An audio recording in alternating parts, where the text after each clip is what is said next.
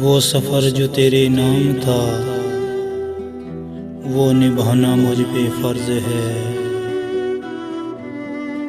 تیری یاد ہے کہ ایک سزا یا کوئی لا علاج مرض ہے۔ کچھ ستم کیے کچھ جتن کیے سب تیرے سنگ دفن کیے۔ نہ ہو موت سے اب آشنا نہ زندگی سے کوئی غرض ہے۔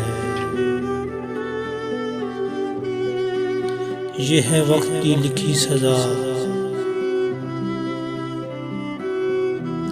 نہ مجھ پہ ہو گئی کبھی قضا۔ میرے دل میں تیرا درد ہے،